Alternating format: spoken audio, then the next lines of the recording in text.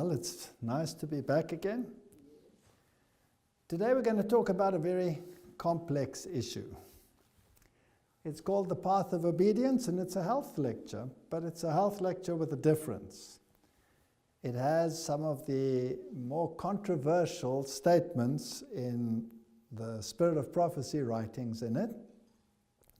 And some of these statements today are being used to discredit the Spirit of Prophecy. And books of a new order are being written to that effect.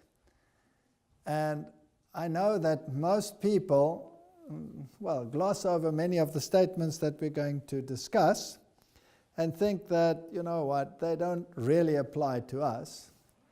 And I know that many nice people and many good people think that this is not such a serious issue and why should we worry about it. And I'm not giving this lecture to condemn anyone, because most of the people that do all of the things that are going to be in this lecture are friends of mine, colleagues of mine.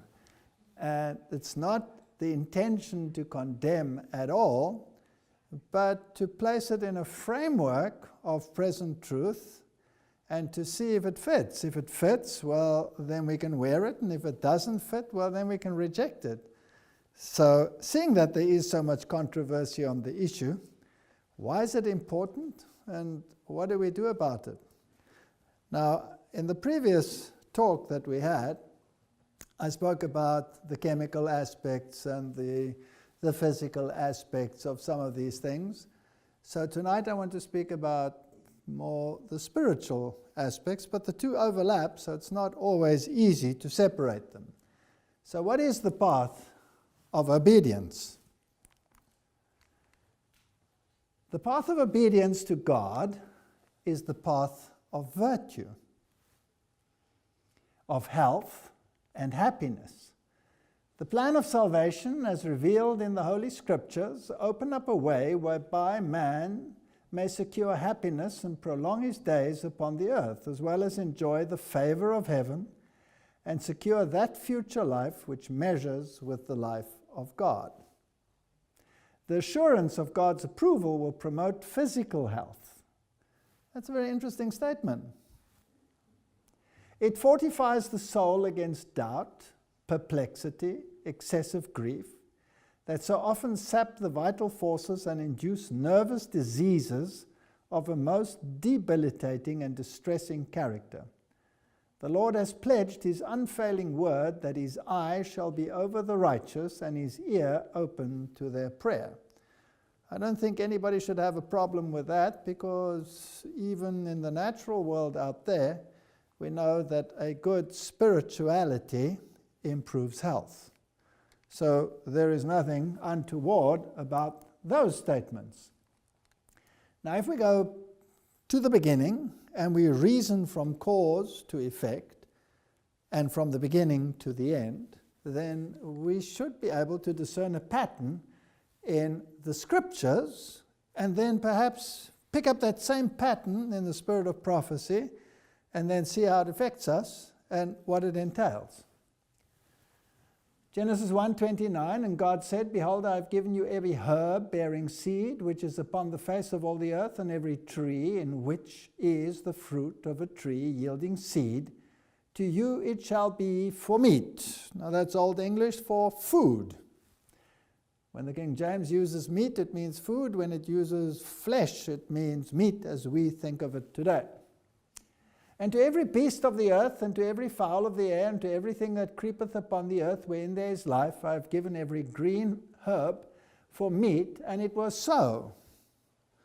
So everything, according to this verse, in the beginning was vegetarian, total plant-based diet. There's nothing there of an animal nature in the original diet.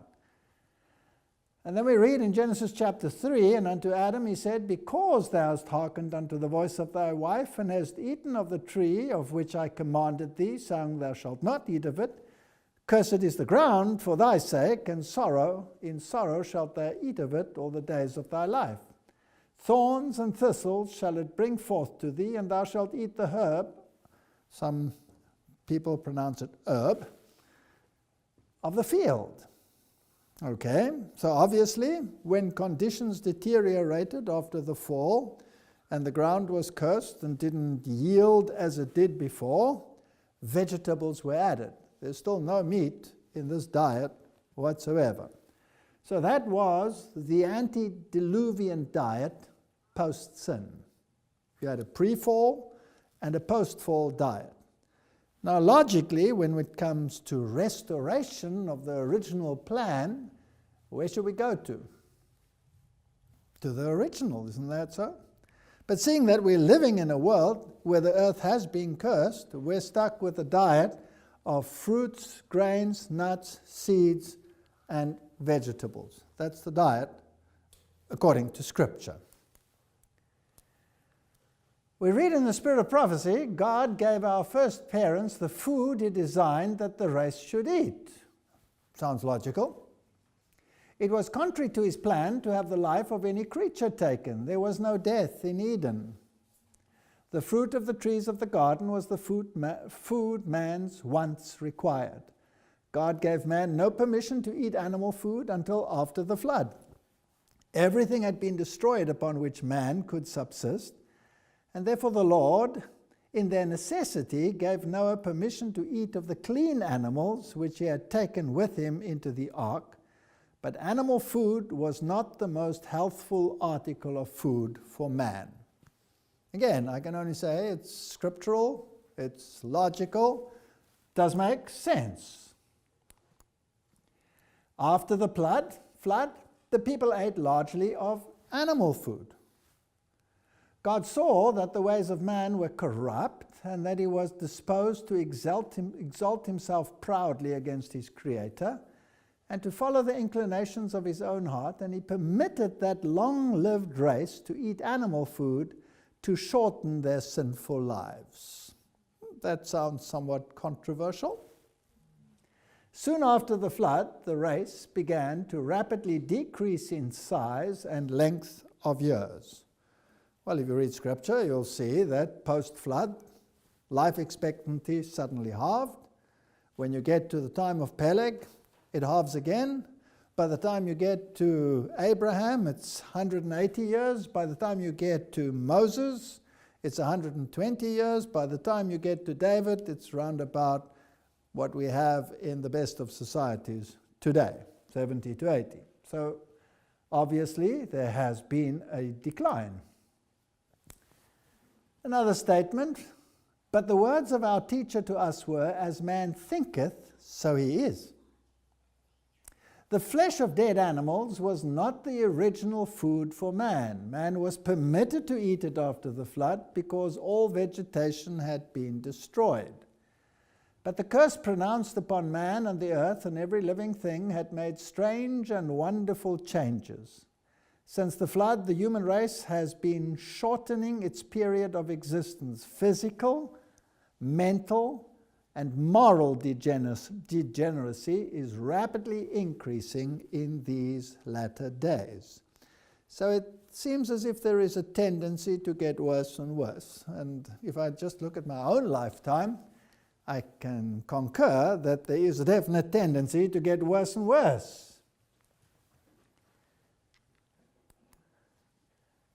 Now let's have a look at science. This is the Journal of the American Medical Association. And have a look. Red meat consumption and mortality. Results from 2 prospective cohort studies, and there's a whole host of illustrious authors there. Conclusions. Red meat consumption is associated with an increased risk of total cardiovascular disease and cancer mortality. Substitution of other healthy protein sources for red meat is associated with a lower mortality risk.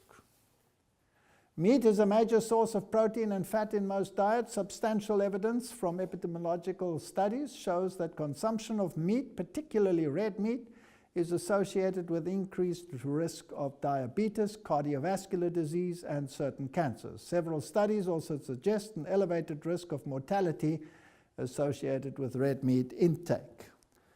And they've actually isolated chemicals which seem to make this deterioration possible. lead to inflammation, and also to shorten life expectancy. So biologically, those statements make sense. Study shows how meat spurs cancer growth.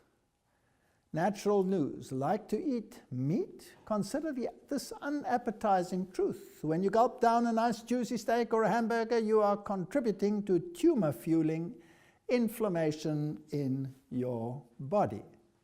In fact, eating a diet rich in red meat has long been linked to a host of ills, including several types of cancer. But what is it about meat consumption that could impact cancer growth?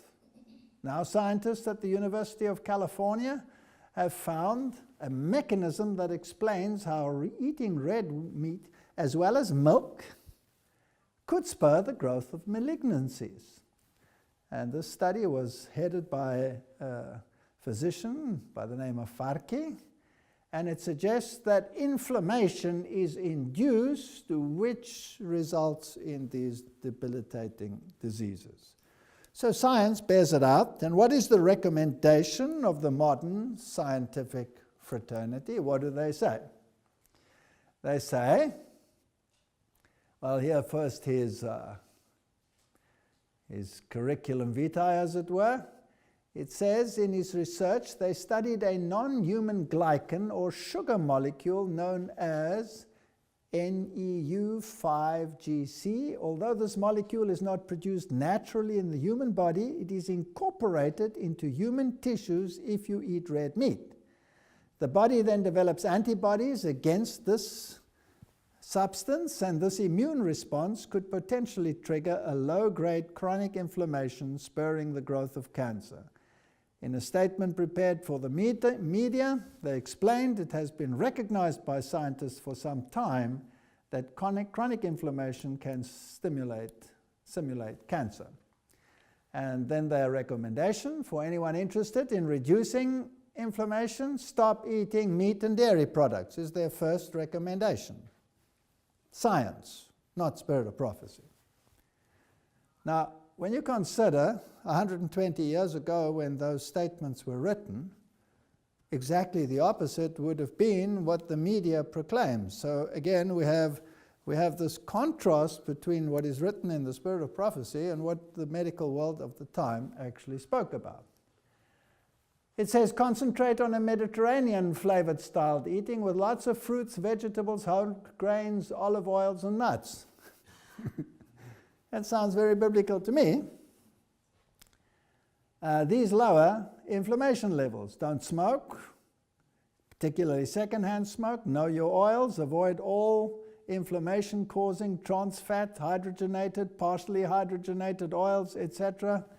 And instead use inflammation-fighting omega-3s like flaxseed, canola oil, walnut in your diet.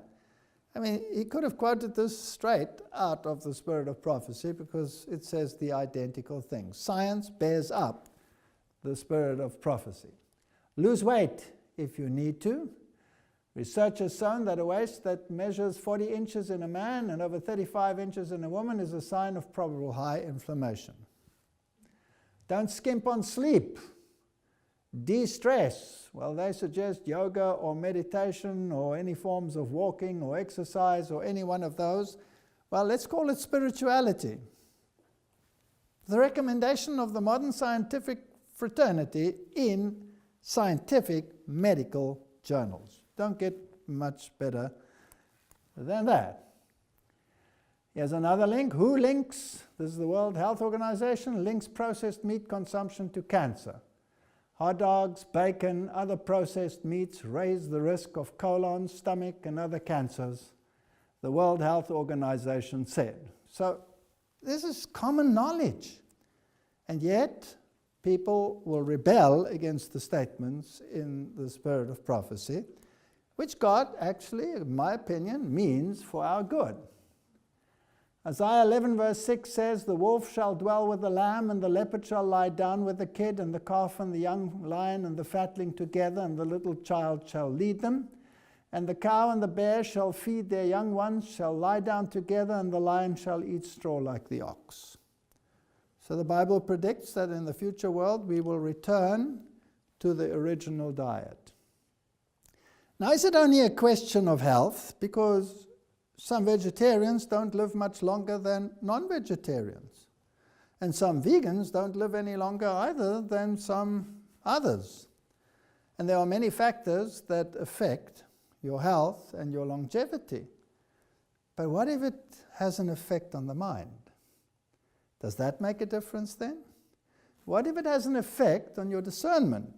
Would that make a difference in terms of where we stand in determining right and wrong and where we are going in the streams of time?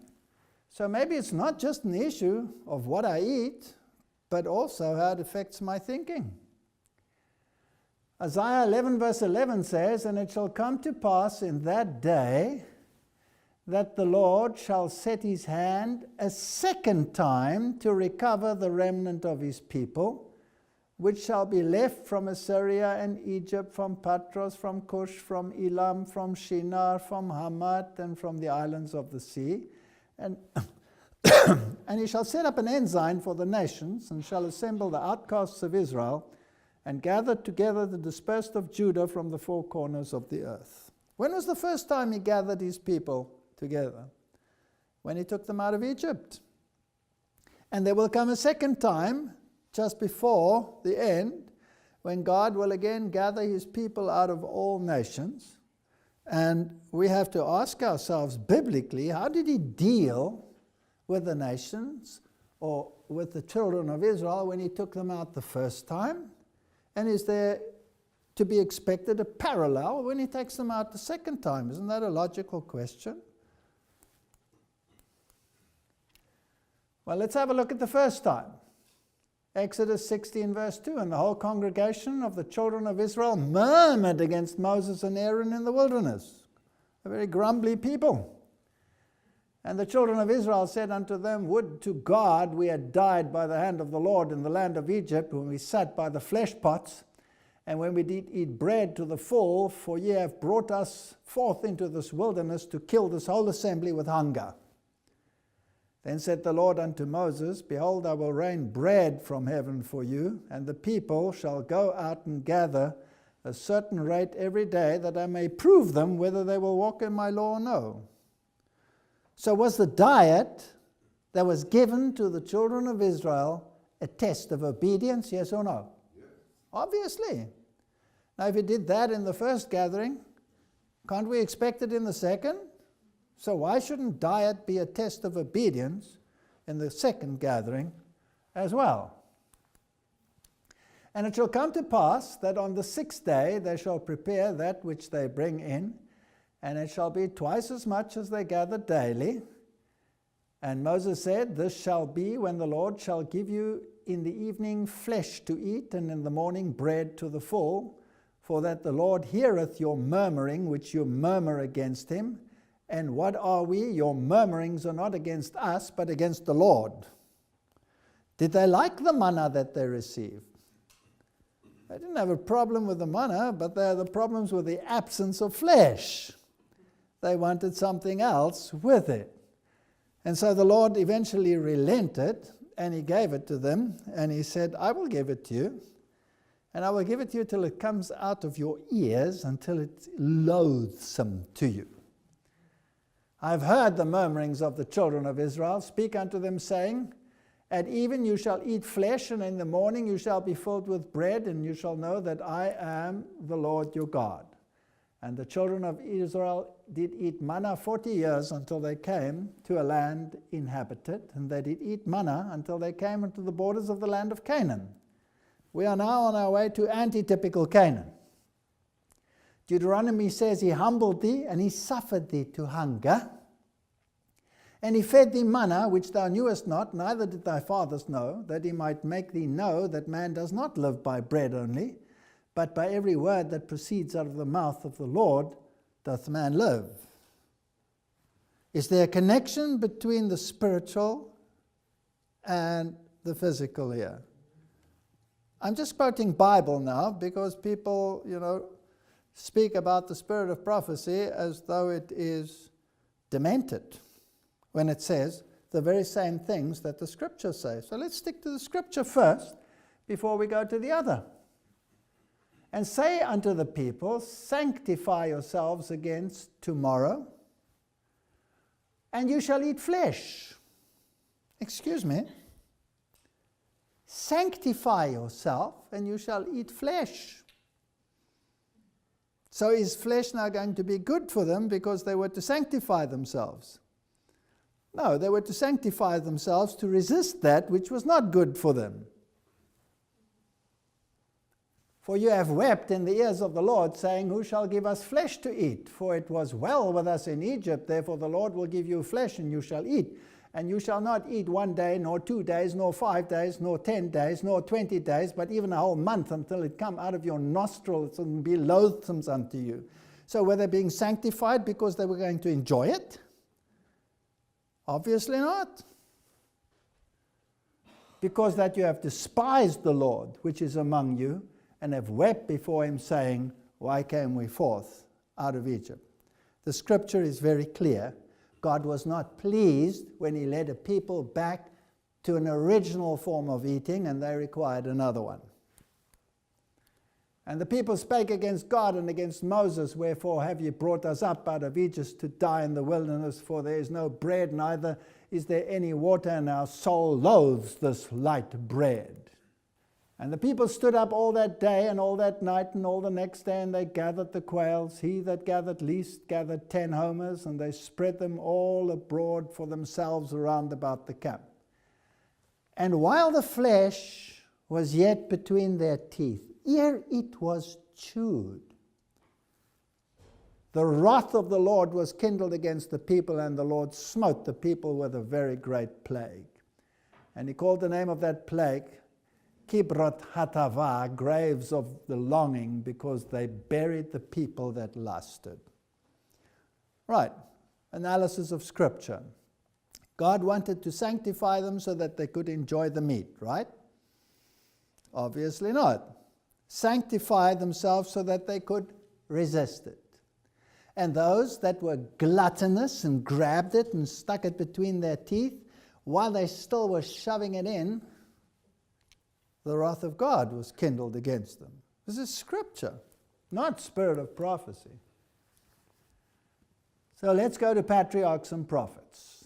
During this period of waiting, there was a time for them to meditate upon the law of God, which they had heard, and to prepare their hearts to receive the further revelation that he might make to them. They had none too much time for this work, and had they been thus seeking a clearer understanding of God's requirements and humbling their hearts before him, they would have been shielded from temptation. Does it sound logical? This is now the supposed false prophet speaking.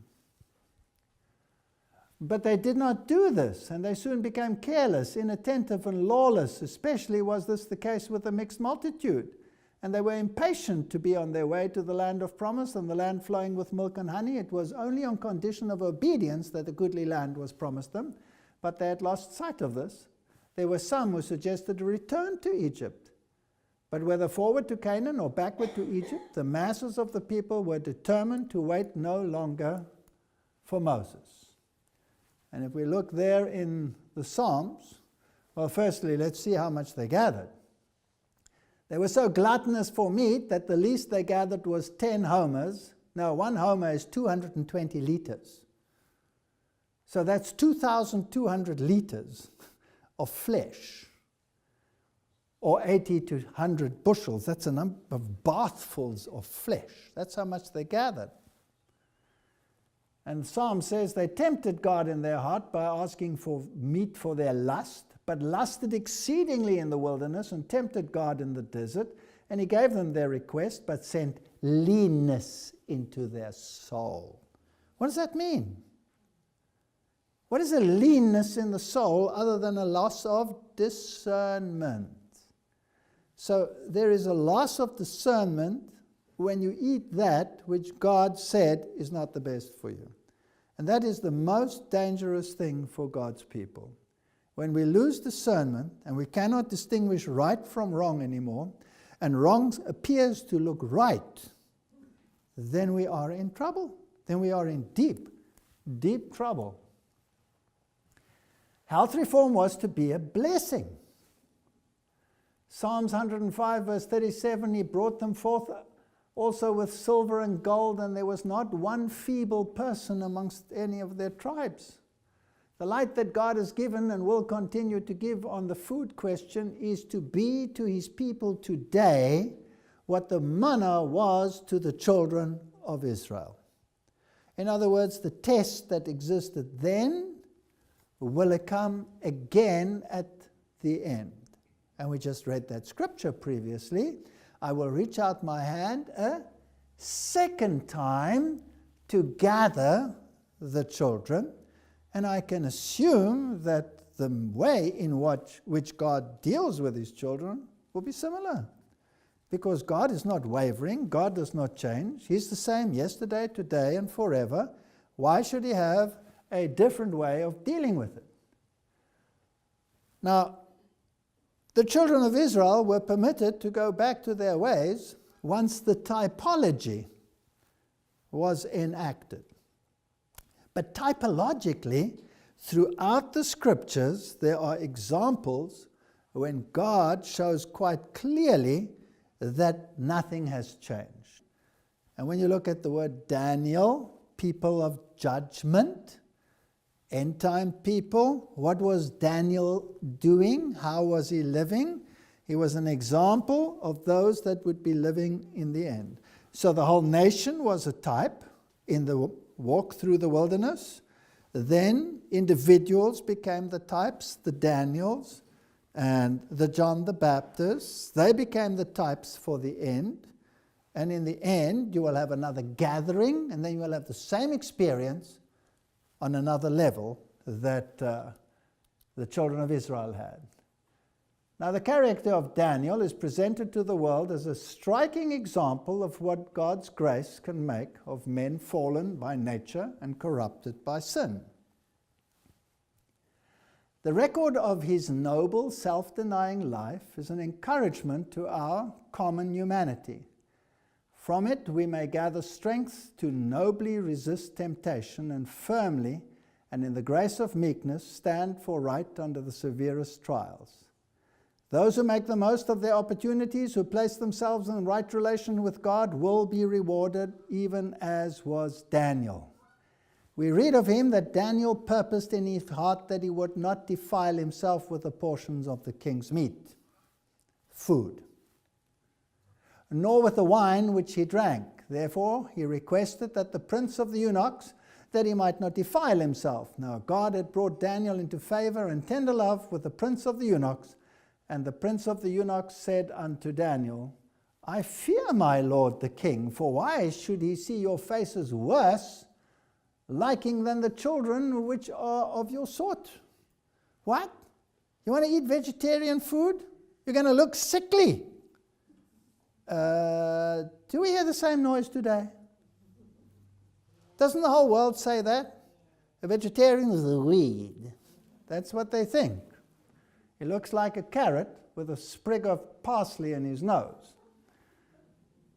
Prove thy servant, I beseech thee, 10 days, Daniel said, and let them give us pulse, that's plant food, and water to drink. Then let our countenances be looked upon thee, and the countenance of the children that eat of the portion of the king's meat.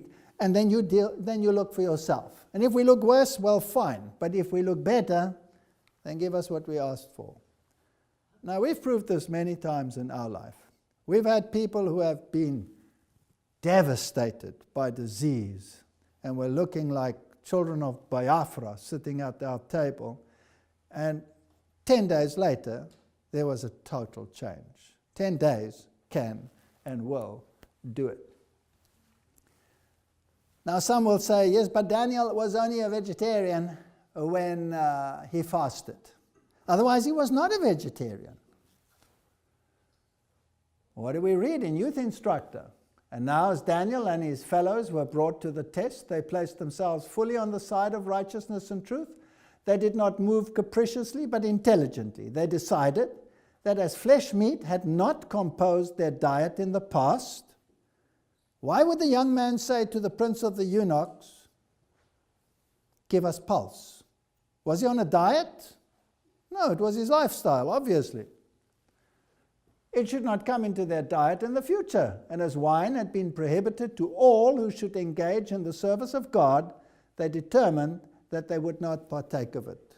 Now today people say, well, the people drank wine in the old days. People have been drinking wine all the time. Were the priests allowed to drink it? And aren't the end time people regarded as priests of God? So that alone should settle the matter. So yes, he was a vegetarian. And John the Baptist? For John came neither eating nor drinking, and they say he has a devil. The Son of Man came eating and drinking, and they say, behold, a man gluttonous and a wine-bibber, a friend of publicans and sinners, but wisdom is justified of her children. Now, they say, Jesus ate fish, Jesus ate lamb, Jesus ate with the publicans, Jesus did all of these things. Are you saying that I can't do these things? Was there a prohibition even in the time of Jesus for someone not to do it? Obviously. John the Baptist came not eating and drinking. Jesus came eating and drinking. Now this sounds very strange. Did Jesus eat unclean meat? Obviously not. Why not? Because the Bible prohibited it and he wouldn't go against it. Would he drink fermented wine? No, of course not. It would inebriate his brain. Did the devil have anything on him in terms of the law? No. So Jesus was very precise, but he met the people where they were at that stage. But he said, I long to lift you to a higher plane, but I cannot tell you because you will not be able to take it. So gently, gently, gently, he introduced the truths that were necessary. And John the Baptist came not eating and drinking. All right? What did he eat? John separated himself from friends and from the luxuries of life, the simplicity of his dress. A garment woven of camel's hair was a standing rebuke to the extravagance and display of the Jewish priests. It was not a coarse, horrible garment. It was a normal one woven from camel's hair. That was quite a special garment, but it wasn't flashy with all those fancy, important robes. It was simple and it was effective. So it rebuked the extravagance. And his diet, now the Spirit of Prophecy says purely vegetable, of locusts and wild honey. How do you bring those two together?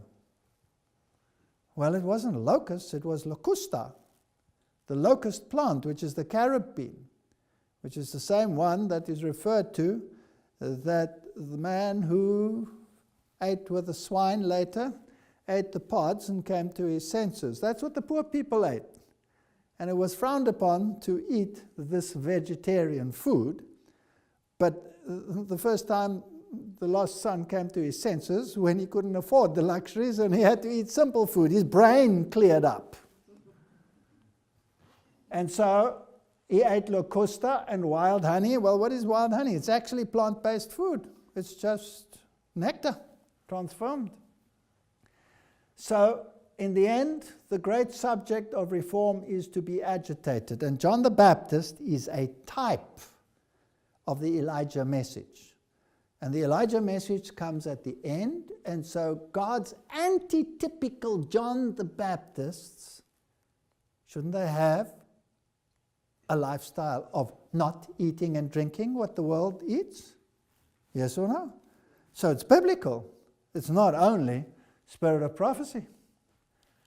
In grains, fruits, vegetables, and nuts are to be found all the food elements that we need. If we will come to the Lord in simplicity of mind, He will teach us how to prepare wholesome food free from the taint of flesh meat.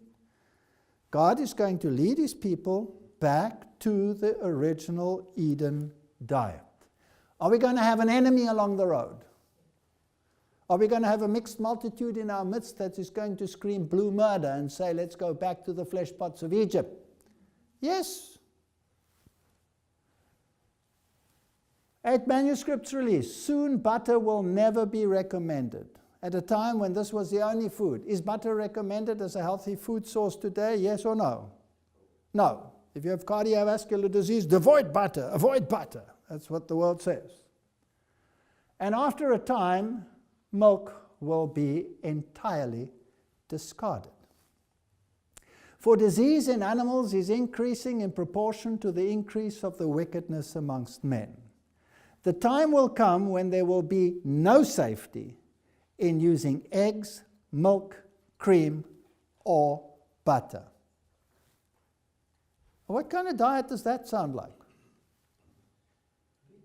That's a vegan vegetarian diet, whether we like it or not. And you can protest and do whatever you like, but that's what the original diet was, and it says we're going back there.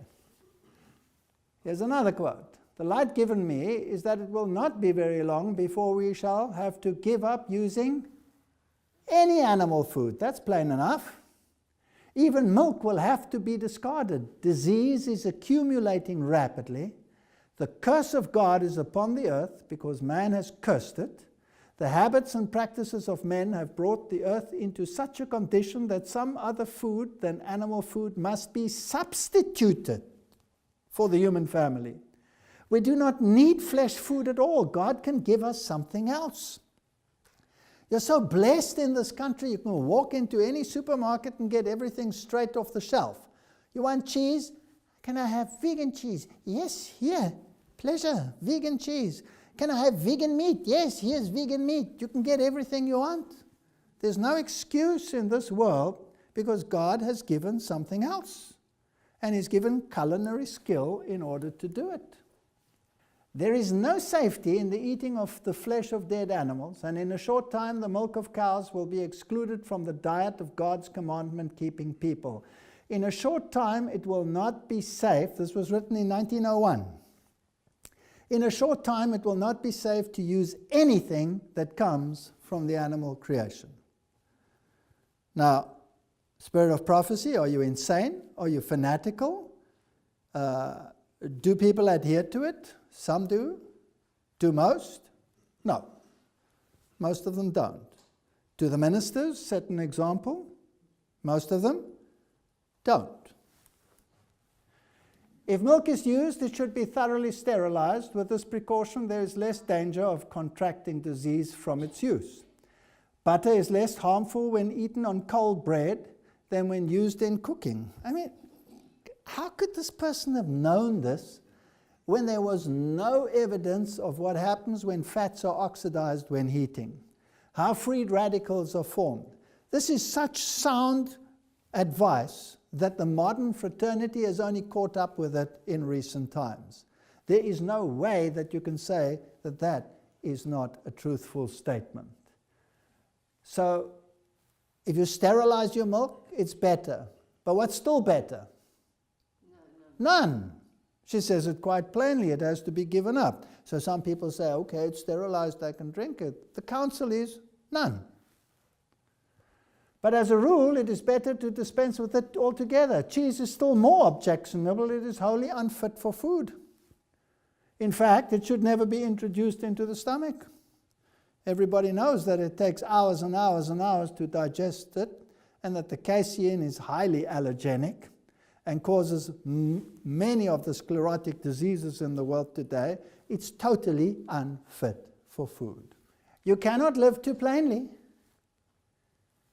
When you are studying so constantly, your father and I, in other words, James White was still alive when she wrote this, have dropped milk, cream, butter, sugar, and meat entirely since we came to California. We are far clearer in mind and far better in body. We live very plainly. We cannot write unless we live simply.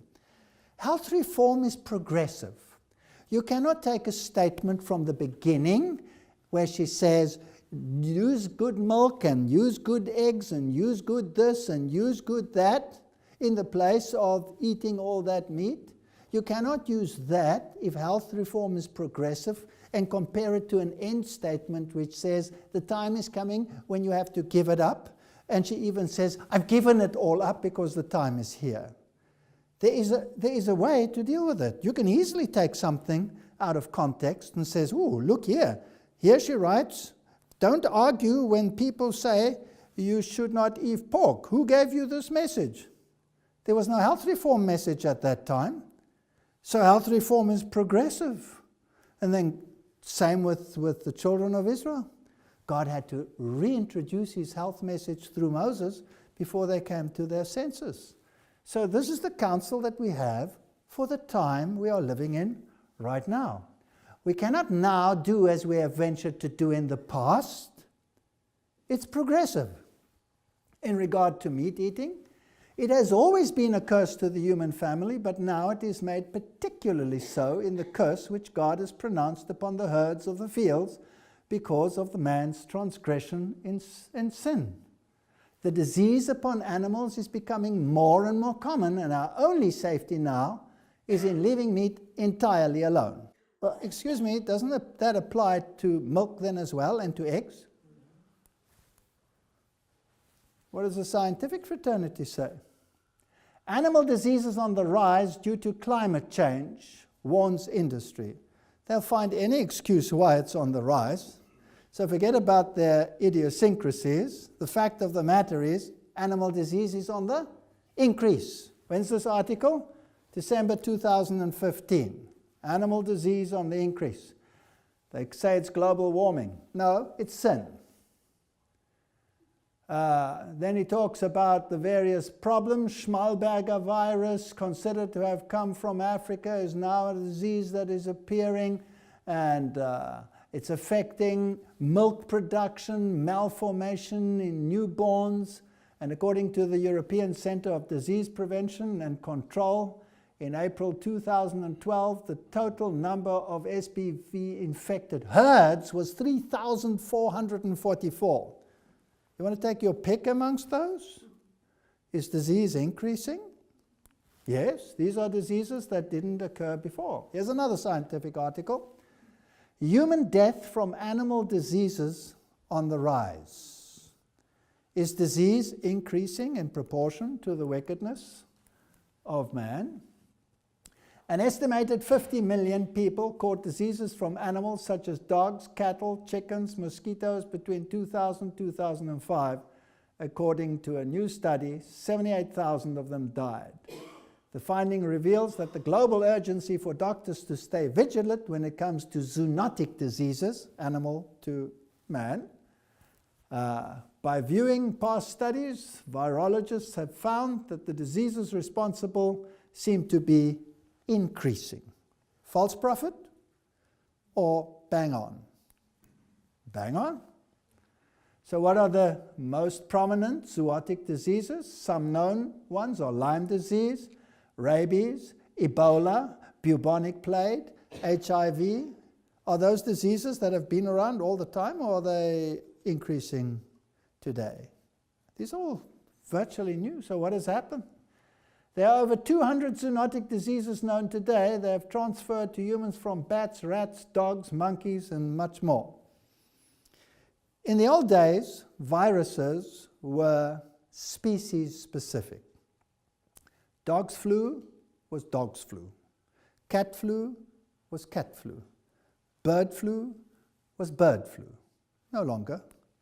These become human diseases. Crossing the species barrier. These are brand new studies. Baylor University Medical Center. Avian influenza has recently been recognized as a new emerging infectious disease that may pose a threat to international public health. Most recent developments lead to the belief that the virus could become the cause of the next influenza pandemic. Slaughterhouse, cattle burn, despair, consumers, death on the farm. Suddenly, foot and mouth disease virus becomes trans-specific and jumps the species barrier and attacks human beings. Bird flu fears. Bird flu, Port Elizabeth. Several ostriches in the Eastern Cape have died of bird flu, also known of avian influenza virus. I mean, I lived in this area. They quarantined my road.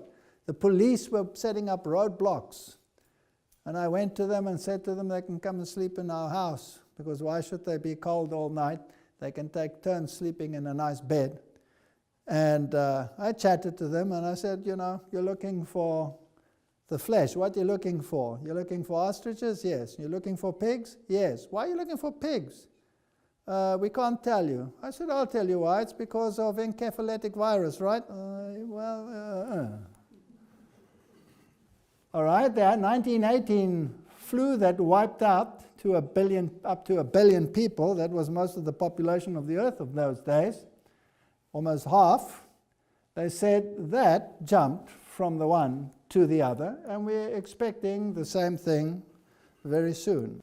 Asia sickens, a Times special report on avian flu outbreak. Eggs.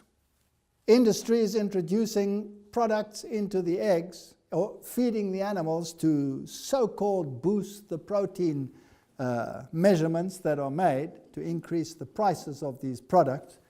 And mankind is being poisoned with all kinds of diseases. Here's another one from February 26, 2016. Like its close relative in the West, Nile virus, Japanese encephalitis virus spread via the mosquitoes. Bloodsuckers snacking on sick birds and pigs pick up the pathogen and pass it on to their next meal. Is disease increasing? Why would you want to eat these things if disease is increasing in proportion to the wickedness of man? Los Angeles Times, Cairo, 16 people in Egypt have died of the H1N1 virus and spreading across Africa and the north. Deadly eggs, all kinds of infectious elements and bacteria like salmonella and all of these, and Campylobacter. And then, of course, you have the whole problem of pollution. And as you go up the food chain, you find that there is a dreadful concentration of products until you get to the top level. So if you want to know why all the seals are dying in the world today, in their hundreds and washing up dead, it's because they're accumulating the toxins, especially TBT and others like it, in their flesh. And we have signs, contaminated fish. But even the Inuits in Canada in the north have high levels of PCB in their blood as a consequence of eating fish that is caught right up there in the north where there are no pollutants. So yes, disease is increasing. Not even to speak about BSE, which affects even young children. Flesh was never the best food, but its use is now doubly objectionable. Since disease in animals is so rapidly increasing, those who use flesh foods little know what they are eating. Often if they could see the animals when living and now the quality of the meat they eat, they would turn from it with loathing. People are continually eating flesh that is filled with tuberculosis and cancerous germs. Tuberculosis, cancer, and other fatal diseases are thus communicated. They laughed at these statements. They thought they were ridiculous. How can an old lady speak such nonsense? If milk is used, it should be thoroughly sterilized. It will be less dangerous. Cheese should not be introduced. We've read that. Soon it will never be recommended. Butter, because of the increase in disease. These are the milk-associated diseases: chronic fatigue syndrome, tension headaches, musculoskeletal pain, hyperactivity, bedwetting, allergies and congestion, asthma, early arteriosclerosis, juvenile diabetes, acne, rheumatoid arthritis, prostate cancer, hyperplasia, neuralgic diseases, Gehrig disease, multiple sclerosis, all associated with milk, all in the literature. So was she insane? Or are these just facts? The light given me is that it will not be very long before we shall have to give up using any animal food. Even milk will have to be discarded. Does it sound illogical or does it sound bang on? Now, is that the only problem? In a short time, the milk of cows will be excluded from God's commandment-keeping people. It will not be safe to use anything that comes from the animal product. We've dropped milk, etc. So, let's have a look at discernment. And this is the crux of the matter. We saw biblically that they had to sanctify themselves. And if they were gluttonous while the meat was still between their teeth, they were struck. And there was a leanness in their soul. They had lost something in their mind. So what does the spirit of prophecy have to say? Now I'm getting into hot water. Let not any of our ministers set an evil example in the eating of flesh meat. Let them and their families live up to the light of health reform. Let not our ministers animalize their own nature and the nature of their children. Children whose desires have not been restrained are tempted not only to indulge in the common habits of intemperance, but to give loose rein to their lower passions and to disregard purity and virtue. These are led on by Satan not only to corrupt their own bodies, but to whisper their evil communication to others. If parents are blinded by sin, they will often fail of discerning these things. Here's a spiritual element. This becomes fascinating. Let our ministers and canvassers step under the banner of strict temperance. Never be ashamed to say, no, thank you, I do not eat meat. I have conscientious scruples against eating the flesh of dead animals. If tea is offered, refuse it. Oops. Giving your reason for so doing, explain that it is harmful, and though stimulating for a time, the stimulus soon wears off, and a corresponding depression is felt. Did you see that? Now, we discussed that last time. Remember the hypoglycemic effects and why the depression sets in and all of those issues? And then this terrible statement. Can we possibly have confidence in ministers who at tables where flesh is served join with others in eating it? So it affects the discernment. Now, I'm not saying watch your brethren and become policemen. Please don't get me wrong. This is counsel for anyone, and you can choose to accept it or you can choose to reject it. It's not being judgmental. It's showing the facts upon which everyone can then base their decision. The interests of the cause of God are not to be committed to men who have no connection with heaven. Those who are disloyal to God cannot be safe counselors. They have not that wisdom which comes from above. They are not to be trusted to pass judgment in matters connected with God's cause, matters upon which such great results depend. If we follow their judgment, we shall surely be brought into very difficult places and shall retard the work of God. When you start eating like the world, you start thinking like the world. You start discerning like the world. You cannot discern the difference between right and wrong any longer, and you run into trouble. Some ministers have little interest in health reform because it opposes their self-indulgence. Why do some of our ministering brethren manifest so little interest in health reform? It is because instruction on temperance in all things is opposed to their practice of self-indulgence. In some places, this has been the great stumbling block in the way of our bringing the people to investigate and practice and teach health reform. No man, this is very serious, should be set apart as a teacher of the people while his own teaching or example contradicts the testimony God has given his servants to bear in regard to diet, for this will bring confusion. His disregard of health reform unfits him to stand as the Lord's messenger. That's tough. In my own country, I know only of a handful of ministers who don't eat meat. Can we wonder why we have such confusion in our ranks, with every wind of doctrine blowing and everybody accusing everyone else, and the fisticuffs are becoming more and more and more, because as you get entrenched into your way of thinking, you cannot even imagine that the other one might be different because of another perspective which you don't even realize. What then? They visited with their brethren at the table, revealed their principles by eating meat and drinking tea and coffee. And they would make some remark in regard to their not being so straight-laced as some of their brethren and sisters. These men were not making that progress in divine things that should make them safe teachers. So if you want to determine what's right and wrong, it doesn't mean that you go to every vegetarian and say he must have sense, because the New Age world also eats like this. You have to have a spiritual connection, and it has to be biblically based, and you have to be sure that that person is in prayer and speaking to God, and then you will understand that there is a difference between that, what the world says, and that which God says. It has to be based on Bible principles.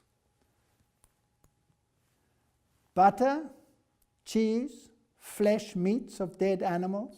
Now the list gets worse. Oops.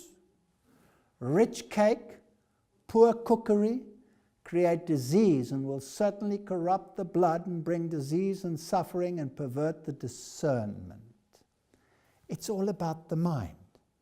Now in the last lecture we discussed the chemistry, and we discussed the components in tea and in coffee.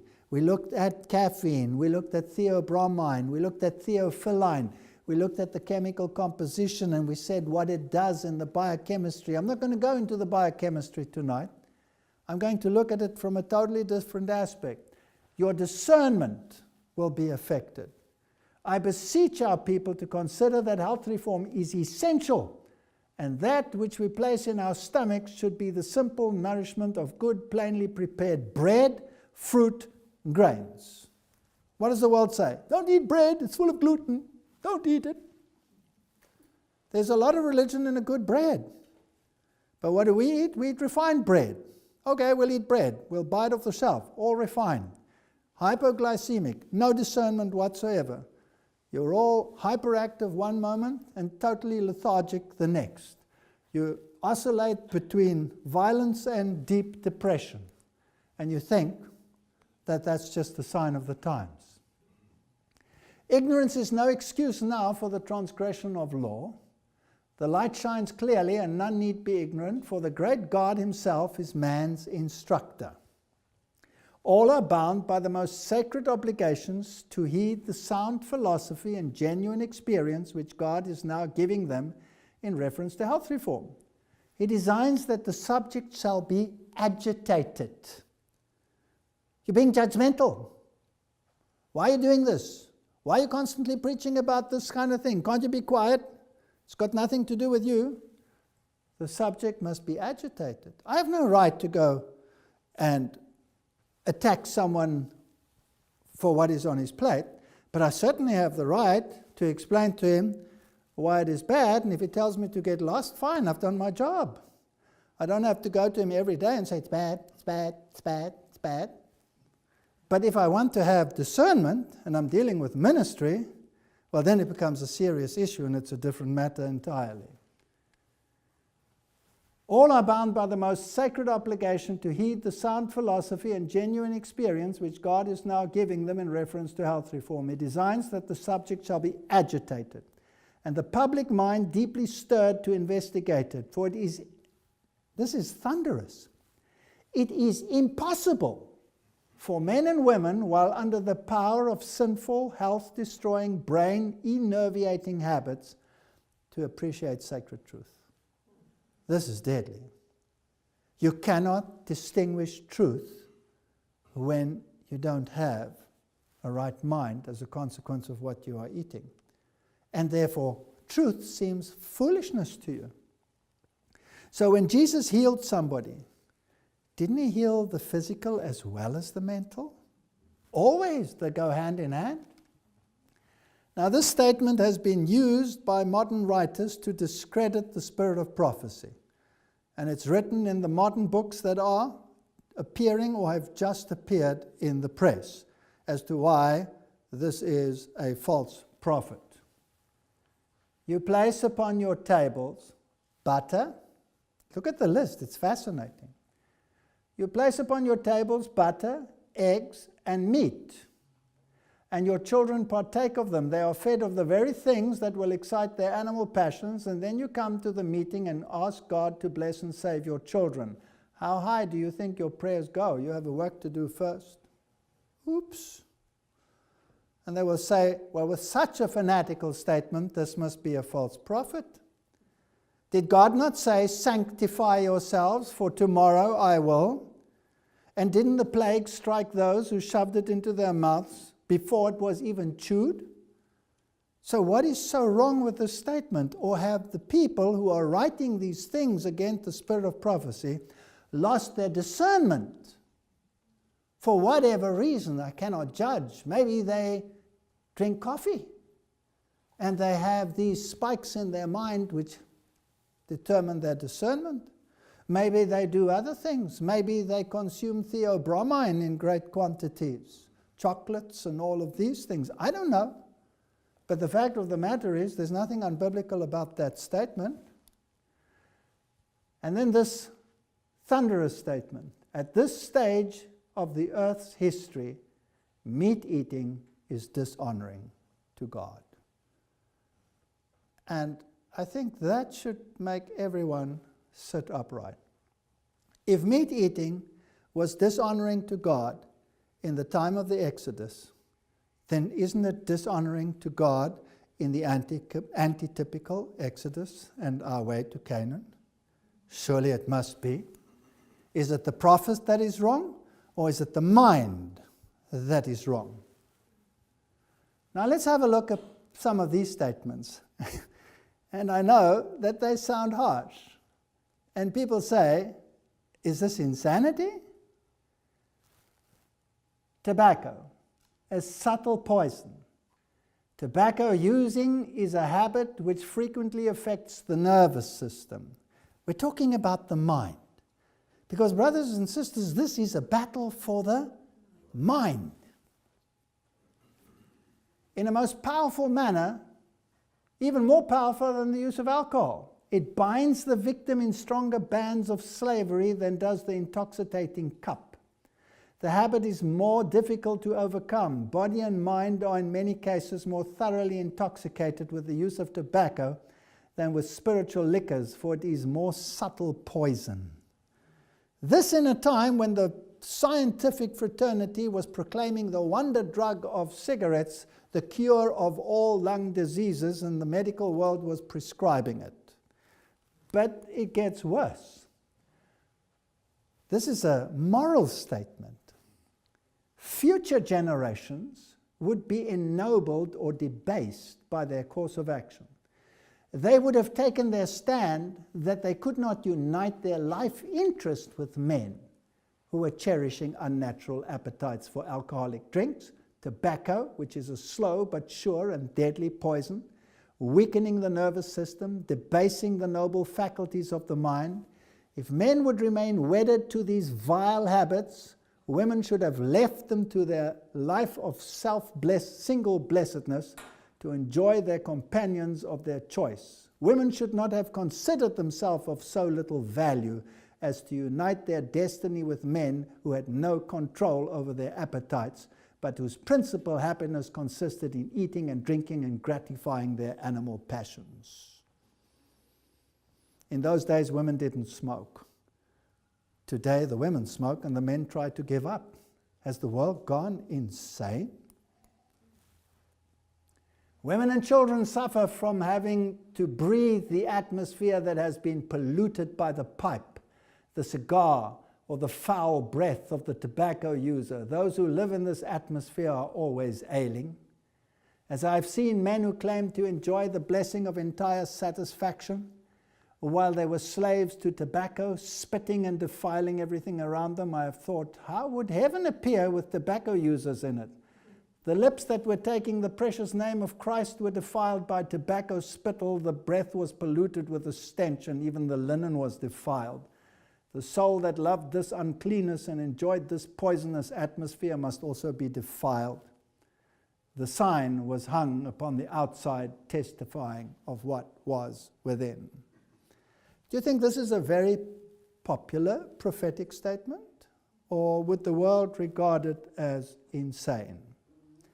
Right, we've looked at some of the things. We'd look at meat. Is the meat industry one of the largest industries in the world? Yes. We've looked at tea in the previous lectures. We've looked at coffee. We looked at alcohol only fleetingly. We've now looked at the statements on tobacco and discernment. Do you think that the enemy of God would want to introduce exactly these things into the world? So where do we find the root of these evils, and where do they come from? Now, we are often accused of being straight, singular extremists because we believe that we shouldn't smoke, we shouldn't drink, and we should cut out all of these things. And we believe the Protestant principles that the Protestant world believed, namely that the teachings of Rome were the teachings of the Antichrist. All Protestants believed that. And here is a message for the last day people saying, separate yourself from the world and do these things. That's what the Spirit of Prophecy says. Will we find a similar message with the Antichrist, or will we find the opposite message with the Antichrist? What is your discernment on this matter?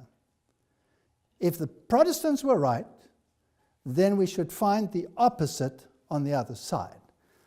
Let's determine whether it is so. Here is the Catholic World Report. This is a Roman Catholic publication. A history of Catholicism and tobacco. And I quote, Ex fumo dare lecem.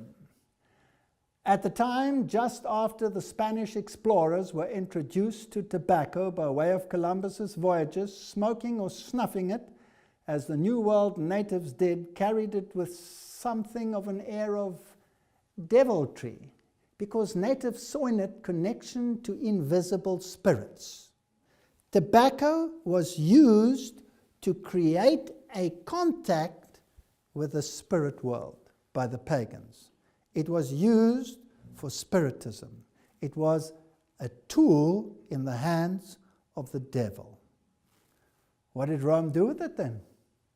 To some of the most earnest missionary clergy, the wreaths of its smoke and its action upon the spirits of those who imbibed it were a kind of sacramental parody of the church's sacraments, established in the New World beforehand by the devil in order to hinder its evangelization.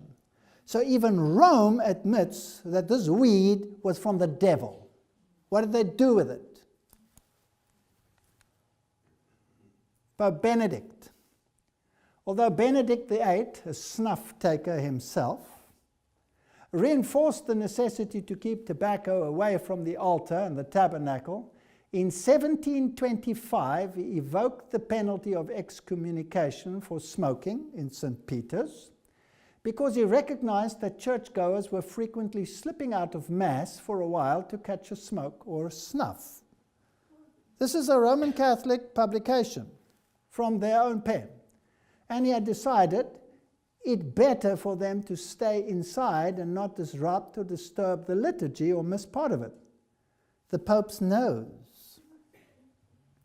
Benedict the 14th was also a snuff taker. He said to have once offered his snuff box to the head of some religious order, who declined to take a pinch of snuff, saying, "Your Holiness, I do not have that vice." To which the Pope replied, "It is not a vice. If it were a vice, you would have it." So it was no longer a vice because the Pope was using it. Pope Pius IX was an inveterate snuff taker and was so effusive and constant in it that he often had to change his long white soutane a few times a day. Did the Spirit of Prophecy say that even the linen was fouled by it? Yes. It was white after all, and the snuff dust would settle on it. He offered snuff and snuff boxes to visitors, and the church had established a monopoly on the tobacco trade in the Papal States. And in 1863, isn't it fascinating, just in time for the 1844 period, when God gives a message to his people, stay away from these things, the Church of Rome says, go for it, and we'll control the industry. During his pontificate, consolidated its tobacco processing operations under the pontifical director of salt and tobacco in a newly erected building in the Piazza Mastai in Rome. So the one introduces it, having known that they call it the devil's weed, and the other one warns against it. Choose you which one is the false prophet. Jesuit snuff. Jesuit snuff? In the 16th and 17th centuries, the Jesuits developed their large tobacco plantations in the Central and South America and held financial interests in retaining revenues from them. The Dominicans, the Franciscans, the Augustinians had similar arrangements in Central America. During this time, the Jesuits, fond of their snuff, were accused by their Protestant and secular opponents, without any evidence, that they were trying to poison the Protestants with this material. Anyway, finally, snuff was captured from Spanish ships, and by 1702 by English Admiral Thomas Hobson, and found their way into the British market. These vices have been prepared to becloud the discernment of the end-time people on this planet. One warns, the other one introduces. At the same time, Jesuit missionaries introduced the snuff they loved to China's capital during the Manchu dynasty about 1715. For some time, Chinese converts to Catholicism were called snuff takers by their countrymen, and handled the manufacture and selling of snuff in Beijing. Many Tibetan Buddhist monks are still quite fond of the snuff. Okay. And here we see the Pope smoking as he speaks with these bloc leaders who are atheists, and the cardinals enjoying a smoke and making it popular and spreading this weed across the world. Now, how do you make something like this popular? By introducing it into Jesuit theater, which is Hollywood, and all the movies. And if you remember the movies, was there ever a movie star that did not smoke to bring this weed to the forefront? What about the modern alcohol industry? Where does that come from? Isn't it from the Catholic Church? Wasn't it the friars that brewed the first beers? Wasn't it the friars that distilled the spirits that we have today and founded the great liquor industries of the day? So who's responsible for spreading these mind-debilitating drugs which have caused so much death and horror in the world? Rome. Rome is responsible. Here you can see the pictures. Monk testing wine, monk brewing beer. What about tea, coffee, and cocoa? Surely those don't fall into that category. Now, I'm not going to go into the science because I did it in the last lecture. You can look it up there. Food for Thought is the name of the lecture. And let's see what the Spirit of Prophecy has to say about it. Tea and coffee drinking is a sin. I go to churches, even in our own ranks, where there's a coffee bar at the entrance, and you get a cup of coffee when you come in, and after the service you all drink coffee. And they're surprised when you don't want to partake, and they think you've gone insane. Can't they read? Or do they think that the Spirit of Prophecy is a joke?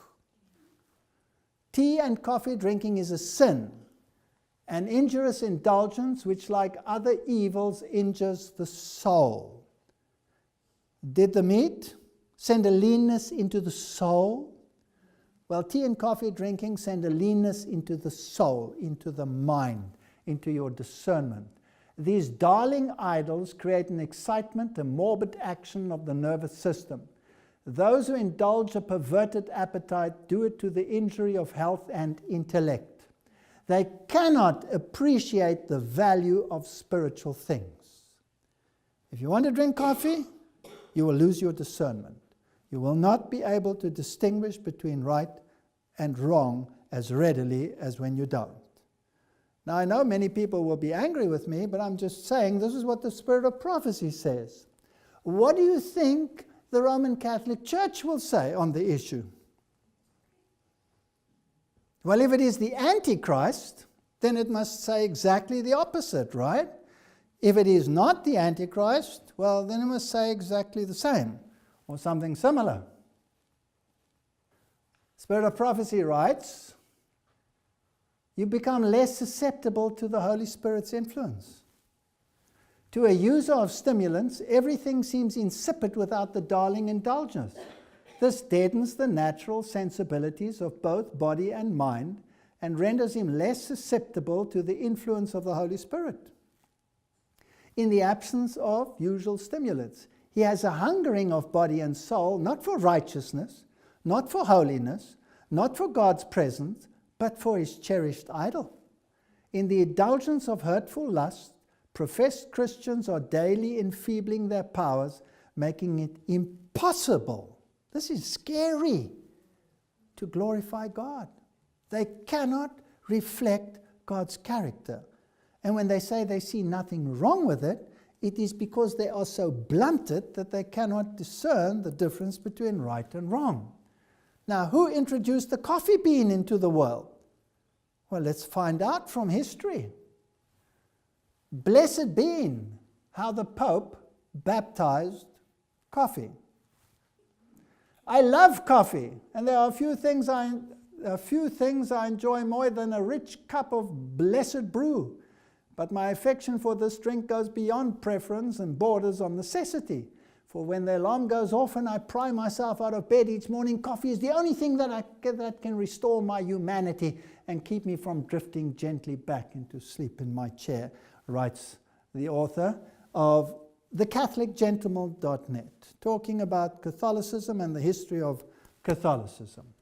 But did you know that the popularity of coffee in the West is largely due to Pope Clement VIII and the year 1536 to 1605? Isn't that marvelous? Just in time, coffee arrives to destroy discernment on the points of the Reformation. The timing is always excellent. When coffee was first brought to the Christian Europe, it was greeted with a great deal of suspicion, since it was the drink of the Muslim infidels with whom Christians had been at war for centuries. Some even went so far as to call this exotic beverage Satan's drink. This is from the Catholic webpage. Inevitably, coffee made its way to the Vatican, where it was introduced to Pope Clement VIII. While many of his advisors clamored for the Pope to ban the controversial drink, he refused to do so before trying it himself. The Pope was brought a steaming mug of Java and took a sip. He was immediately delighted, and according to legend, he declared, "The devil's drink is delicious. We should cheat the devil by baptizing it." So they know it's from the devil, but they baptize it.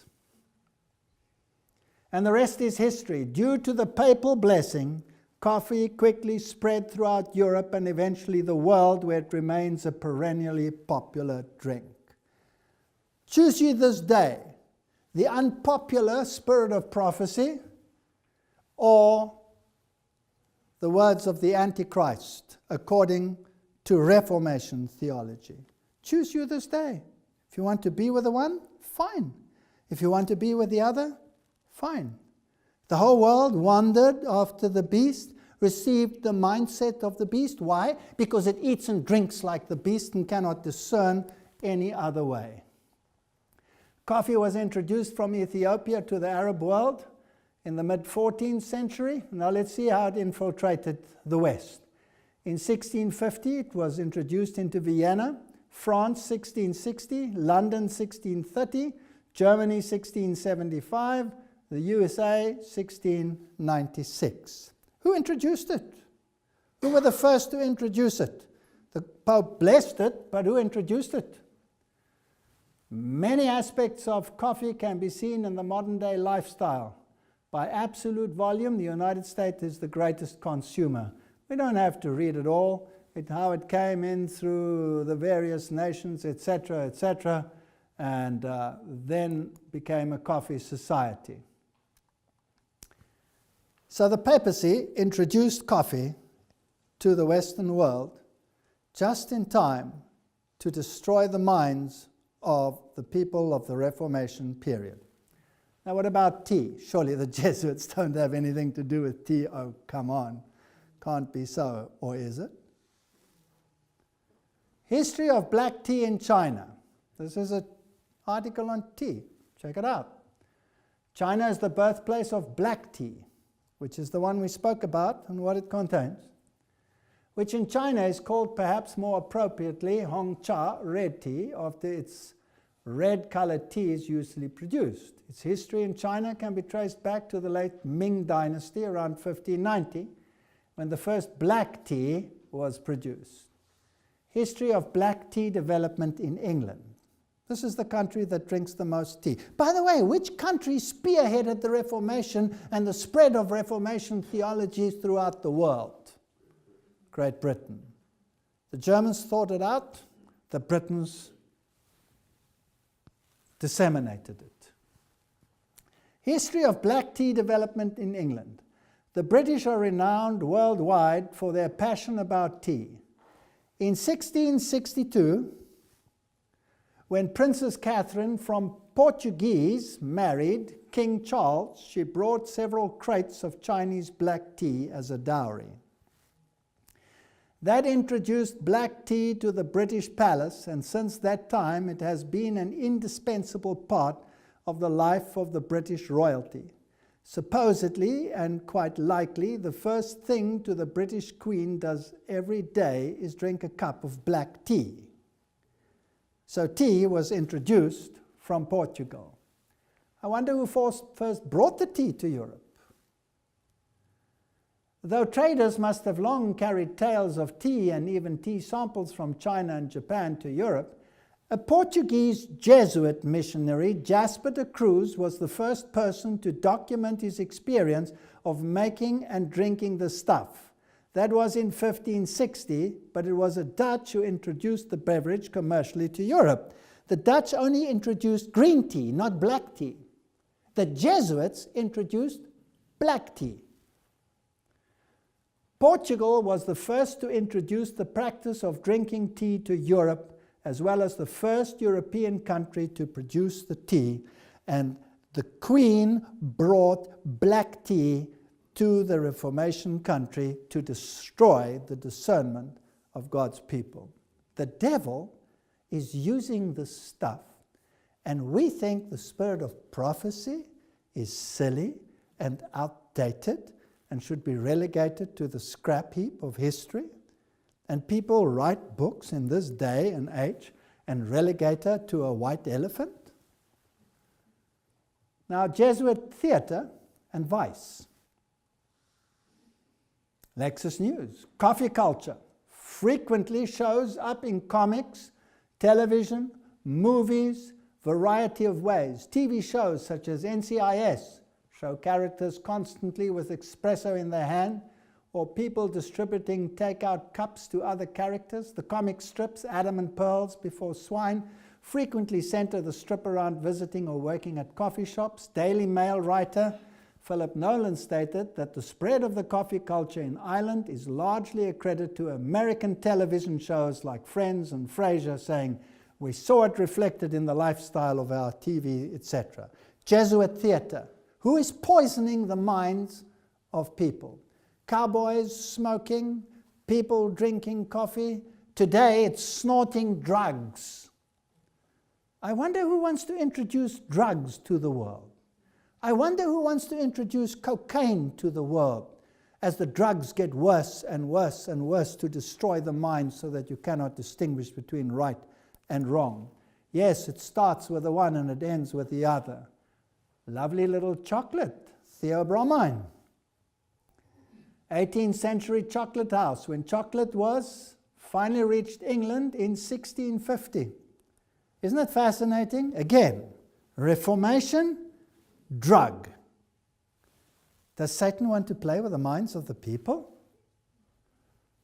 It's interesting that the spirit of prophecy doesn't even write about chocolate. There's one statement, and a little bit perhaps about cocoa, of which it was made, because chocolate wasn't even manufactured at that stage yet. 1650, it was a drink reserved for the wealthy due to the high import duties on the cocoa beans. It became very popular at the King Charles II court, and gradually it became more freely available. The first London chocolate house was opened in 1657 by a Frenchman who produced the first advertisement for the chocolate drink to be seen in London. 1544, let's step back a bit. Dominican friars get into the swing. Dominican friars bring a delegation of Mayans to meet Philip, Spanish monks, who had been consigned to process the cocoa beans, finally let the secret out. It did not take long before chocolate was acclaimed throughout Europe as a delicious, health-giving food. The beans were still used as a currency. 200 beans bought a turkey cock. 100 beans was the daily wage of a porter and would buy a hen turkey or a rabbit.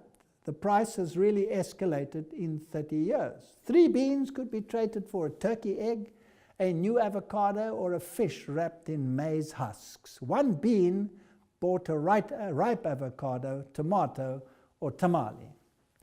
1569, the Roman Church takes a serious look at chocolate. Cocoa encountered a religious hurdle in 1591 over the thorny question of whether or not the consumption of the beverage broke the Lenten fast. Lent, the period of the liturgical year leading up to Easter, time of prayer, etc., time of self-denial. The Jesuits, who traded in chocolate, took a clearly practical position, contending that the ambrosial and economically profitable drink most certainly did not break the fast. Let's continue. Before Pope Gregory, who declared that drinking cocoa did not break the fast, score 1 for the Jesuits and for the commerce of cocoa. Just as with coffee previously, cocoa advanced with papal approval. Who brought cocoa to the Western world? The Jesuits. Choice. Either the spirit of prophecy is right, or the Jesuits are right, because they say exactly the opposite. They cannot be more contradictory. So which one do we want to believe? Pius, who did not like chocolate, declared that drinking chocolate on Friday did not break the fast. By 1828, the cocoa press is invented. Now listen to this. This is fascinating to me. 1830, the drink becomes a confection. 1847, the first fondant chocolate is produced. 1849, Cadbury exhibit chocolate. Who controlled the market of the cocoa beans? The Jesuits. They controlled it. They introduced it. And then they made it palatable so that everybody would start eating it. Is this a battle for the mind, yes or no? And why is the timing so perfect? Why are these things introduced in their primitive form in the time of the Reformation, and when it comes to the final choice of the gathering, they're there in their heyday and their perfection? 1851, it comes to the Americans. 1875, milk chocolate is developed. 1879, chocolate melts in the mouth, and by 1900, the story is history, and Switzerland leads the world in chocolate. I wish we were all health reformers, councils on diet and food. I'm opposed to the use of pastries. Oops, I'm getting worse. I told you I'll be in trouble. These mixtures are unhealthful. No one can have good digestive powers and clear brain who will eat largely of sweet cookies, cream cake, and all kinds of pies. Don't we love to go to restaurants and gobble down big plates of cake during our meals or after our meals? Why? Is this God's food or is it the devil's food? What does this mixture of milk and sugar do to the mind? Did we study it in the previous lecture? How it affects your mental capacity? I'm not going to go into the details. Let's just go back to it. Sweet cookies, cream cake, all kinds of pies, and partake of a great variety of food at one meal. When we do this and then take cold, the whole system is so clogged and enfeebled that it has no power of resistance, no strength to combat disease. I would prefer a meat diet to the sweet cakes and pastries so generally used. So some Adventists think, well, I don't eat meat, but I'm going to surely consume vast amounts of cake and pastries. Would be better to eat meat in terms of your discernment. That's what the Spirit of Prophecy says. That health reformers remember that they may do more harm by publishing recipes which do not recommend health reform. Great care is to be shown in furnishing recipes for custards and pastry. If for dessert sweet cake is eaten with milk or cream, fermentation will be created in the stomach, and when the weak points of the human organism will tell the story, will break out in other diseases. Your vascular system will become polluted. But the most important thing, your brain will be affected by this disturbance in your stomach. You will not be able to discern between right and wrong. Now, does God give us all of this information in the spirit of prophecy to beat us over the head or to protect us? Absolutely. Who's in control of the industry that is destroying humanity today? Is it God's people or is it the devil's people? It's not difficult to discern. The Protestant world said, there is the Antichrist. We've seen all of them introducing all of these things into the world. I frequently sit down to table of the brethren and sisters and see that they use great amounts of milk and sugar. These clog the system, irritate the digestive organs, and affect the brain. This is the issue. We should eat fruits, grains, nuts, seeds, and vegetables, baked good bread made from unbolted, wholesome, full grain, and we would have discernment in our minds. If we don't, we lose it. This comes from Coca-Cola itself. How much sugar is there inside a 2-liter can of Coke? Coca-Cola contains 10.6 grams of sugar per 100 milliliters. So that's 35 grams in 330 milliliter can, equivalent to 7 teaspoons. And 26.5 in a 250 milliliter can, that's 5.5 teaspoons. Coca-Cola is these days sweetened with corn syrup. Makes it even worse. So now you have a substance that goes straight into your brain. Now I showed this one in the last lecture, but just for continuity, I'll show it again. Does Coca-Cola contain cocaine? The answer is it had to be extracted, but this webpage says Coke wouldn't become completely cocaine-free till 1929, when the law prohibited it. When scientists preferred the process of removing all psychoactive elements from coca leaf extract. Now I wonder who controls the coca leaf extract and the cocoa leaf industry. Will it be the spirit of prophecy or will it be the Jesuits? While the modern day recipe for Coca-Cola is a highly prized company secret, there is reason to believe that the beverage still contains some non-narcotic cocoa leaf extract that it did in 1929. When they take the sugar out, they used to replace it with saccharin. And saccharin was found to be highly carcinogenic, so they were forbidden to do that. So now they use aspartame, which is a mind-altering drug. So this is, excuse me, the devil's drink. Now, let's go back to Freud's magical drug, cocoa. In other words, cocaine.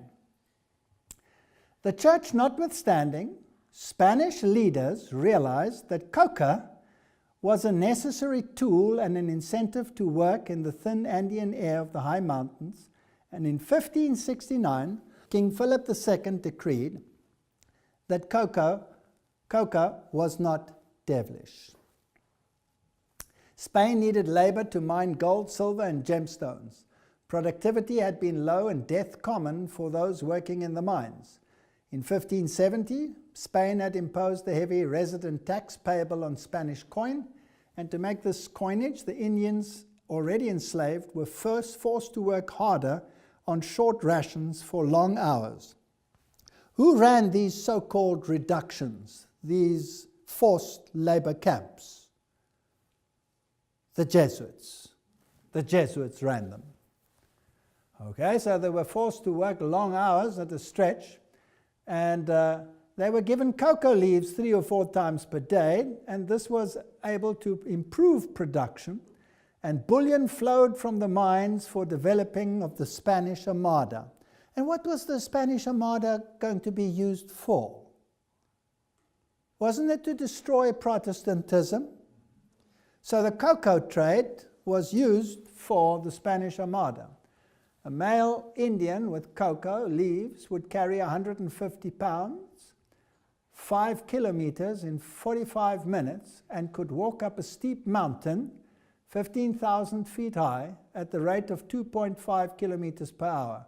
In one of the great turnabouts of history, the Jesuits claimed that the devil's cocoa would now be used to assist God's work. Where did cocaine come from? From the Jesuits. Who introduced it? The Jesuits. Take your choice again. Either the spirit of prophecy is insane, or it is spot on. Unfortunately, 90% of the mine workers never lived out their 5 months tenure because they all died. Satan doesn't care if he destroys a mine. Now let's have a look at the companies that control the modern industries to pervert our food, to produce poisonous chemicals into the world, and to destroy the minds and the lives of God's people today. Here's a web page which speaks about the complete history of Monsanto, the world's most evil corporation.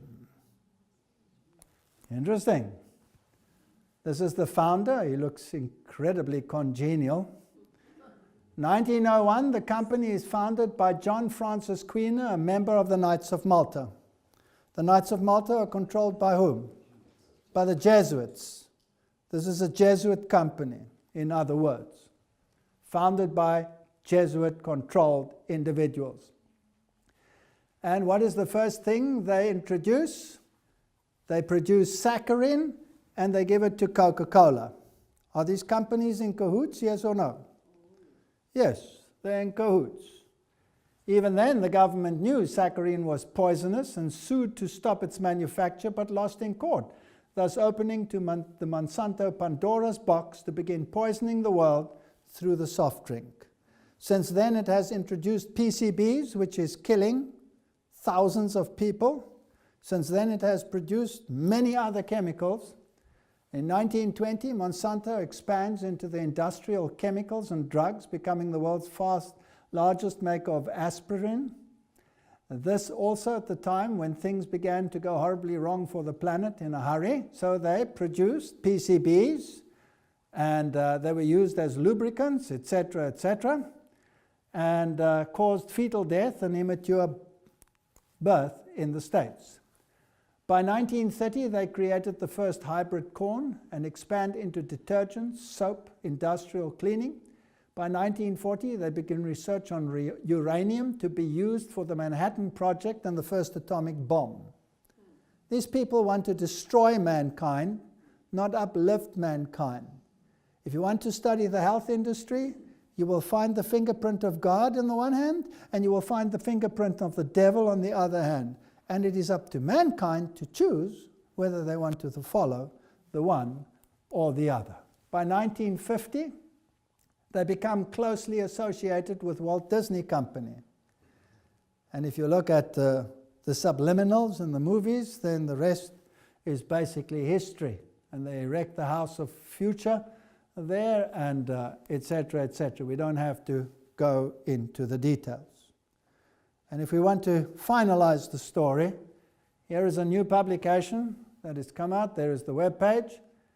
Guns, Drugs, and Sex.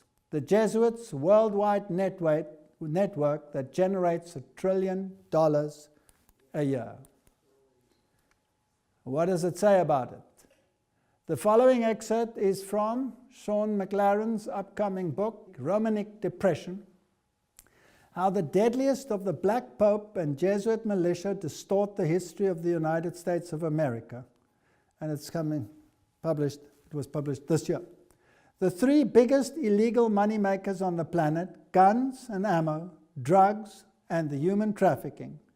Gun running, drugs, and sex trafficking exist wherever the Jesuits already have or wish to have political and or social discord. They are as organized as any transnational corporation, with Jesuit priests at the highest level of management and are dressed down to look streetwise and cool. They have their own brand of underground advertising, marketing, and PR, some of which is directed by experts in those areas. So while it is advertised as illegal across the globe, it behaves as a legitimate business. This is what the media says. Who is out to control your mind? Whether it be with coffee, tea, cocoa products, drugs, or any one of these other terrible isms, or manipulating the food chain. Secure for yourselves land where you can grow your own vegetables. Because these things are all being manipulated, but you'll still be better off eating plants than you will be eating animal products. God requires of his people continual advancement. We need to learn that indulged appetite is the greatest hindrance to mental improvement and soul sanctification. With all our profession of health reform, many of us eat improperly. Indulgence of appetite is the greatest cause of physical and mental debility and lies largely at the foundation of feebleness and premature death. Let the individual who is seeking to possess purity of spirit bear in mind that in Christ there is power to control the appetite. I would like to make an appeal to people not to disregard the spirit of prophecy and not to be drawn into this debate as to its validity or non-validity in this time in which we are living, when these people who have no discernment whatsoever use statements that I have used tonight to prove its invalidity, when you can see clearly by contrast between what the Antichrist is doing and what God's people should be doing, that I'd rather be on the Lord's side. And therefore, whether you eat or drink or whatever you do, do all to the glory of God. Amen. Amen.